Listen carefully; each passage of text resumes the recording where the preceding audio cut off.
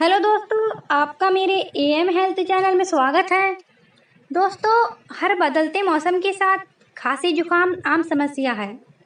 इसके कारण बैक्टीरियल या वायरल इन्फेक्शन, एलर्जी और ठंड आदि हो सकते हैं। इसके लिए कुछ घरेलू तरीकों को अपनाकर आप डॉक्टर के पास जाने से बच सकते हैं। दोस्तों, हमारे घर की रसोई में ही कई ऐसे नुस्खे छिपे होते हैं जिनसे खांसी जुकाम जैसी छोटी मोटी बीमारियां दूर हो जाती हैं। तो आइए जानते हैं विस्तार से। दोस्तों, पहला है शहद, नींबू और इलायची का मिश्रण। आधा चम्मच शहद में एक चुटकी इलायची और कुछ नींबू के रस की बूंदें डालकर सिरप बना सकते हैं। इसका दिन में 2 बार सेवन करें। आप खांसी जुकाम से दूर रहेंगे।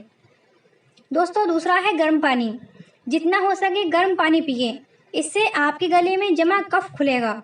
गर्म पानी में चुटकी भर नमक मिलाकर गरारे करने से भी खांसी जुकाम के दौरान काफ़ी राहत मिलती है।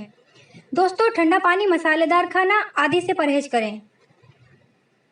दोस्तों, तीसरा है हल्दी वाला दूध।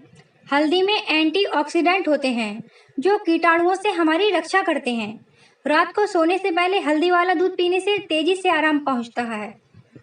दोस्तों, चौथा है मसाले वाली चाय।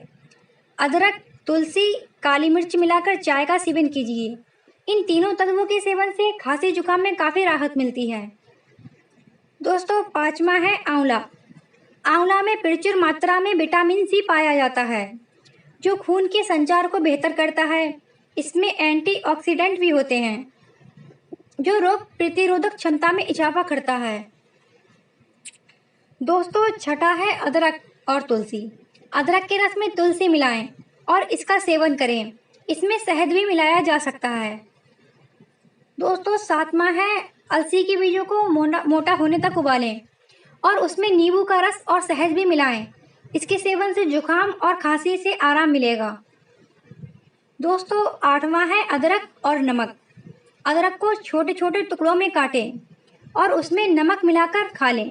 इसके रस से आपका गला खुल जाएगा और नमक से कीटाणु मर जाएंगे। दोस्तों, नवा है लहसुन।